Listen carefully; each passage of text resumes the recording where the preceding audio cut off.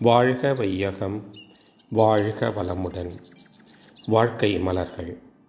நால்வோர் நற்சிந்தனை. மே 19. தலைப்பு: நல்வாழ்விற்கான வழி. முற்றறிவாக உள்ளது இயற்கை. மனிதனானவன் இயற்கையின் ஒரு பகுதி.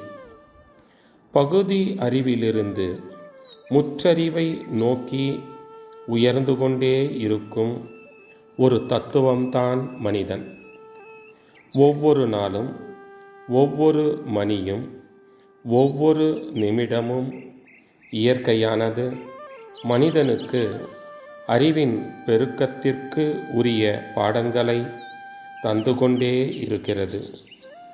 ஒவ்வொரு பொருளும், ஒவ்வொரு இயக்கமும், ஒவ்வொரு உயிரும், ஒவ்வொரு அனுபவமும் மனிதனுக்கு இயற்கையின் இரகசியத்தை, பெருமையை, மதிப்பை உணர்த்தி கொண்டே இருக்கிறது. இந்த பாடங்களை உற்று நோக்கி மதித்து பின்பற்றி வாழும் மனிதன், அவன் பிறவி நோக்கமாகிய முற்றறிவின் விரிவை நோக்கி உயர்ந்தும் சிறந்தும் விளங்கிக் கொண்டே இருக்கிறான். வாழ்வில் அவனுக்கு இனிமை, நிறைவு, மகிழ்ச்சி, அமைதி இவையெல்லாம் அமைகின்றன.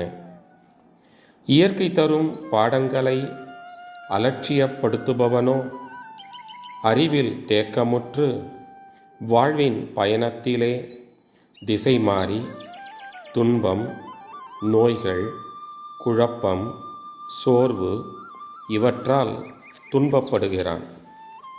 வாழ்வின் நோக்கம் என்ன என்பதை மனிதன் அறிந்து கொள்ள வேண்டும். அந்த நோக்கத்திற்கு முரண்படாத நெறி நின்று வாழ வேண்டும். அவனே வாழ்வாங்கு வாழ்பவன். அவனால்தான் மனித சமுதாயம் நலம் பெறுகிறது. மனித சமுதாயத்தால் அவன் போற்றப்படுகிறான். வாழ்வாங்கு வாழும் நெறியை விஞ்ஞான ரீதியாக விளக்கி நல்வாழ்வு பெற உதவும் கலைதான் மனவளக்கலை. அருட்தந்தை. வாழ்க வளமுடன். தொடரும்.